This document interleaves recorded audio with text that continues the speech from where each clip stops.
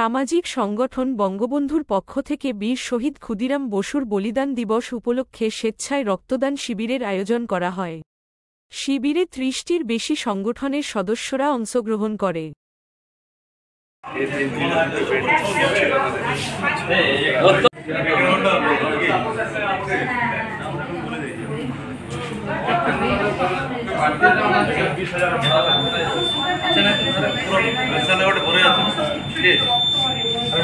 যারা দিচ্ছে তাদের দিতে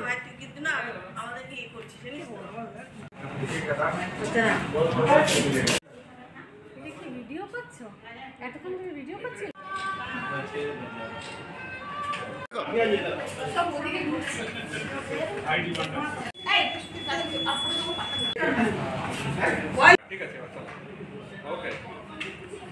যে দিচ্ছে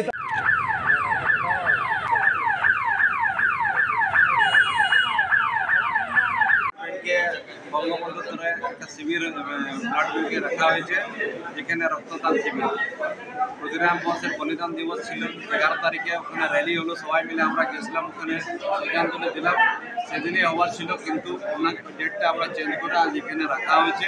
সবাই আমরা এখানে এসে আজকে রক্তদান দিচ্ছে সবাইকে ধন্যবাদ জানাচ্ছি, ভাই বন্ধু দিদি সবাইকে। হ্যাঁ, এই রক্তদান মহাদান, এর কোনো আগে বলার মতন আমাদের কিছু জায়গা নাই।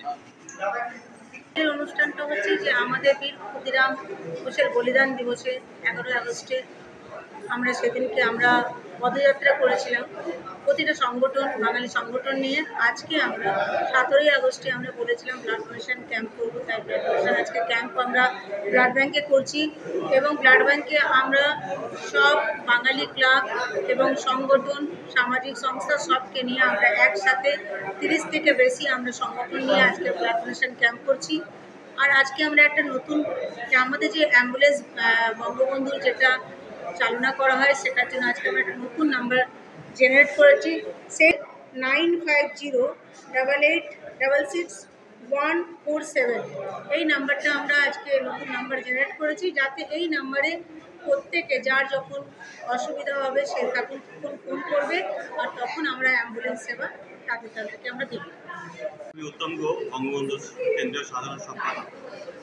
আজকে ক্ষুদিরাম বসুর 116তম বলিদান দিবস উপলক্ষে আমরা একটা ব্লাড ডোনেশন ক্যাম্প আমরা ব্লাড ব্যাংক বিষ্ণুপুরে করতে চলেছি, যেখানে আমাদের টার্গেট হচ্ছে প্রায় 200 ব্লাড ইউনিট, যেখানে আমরা প্রায় পৌঁছে গেছি।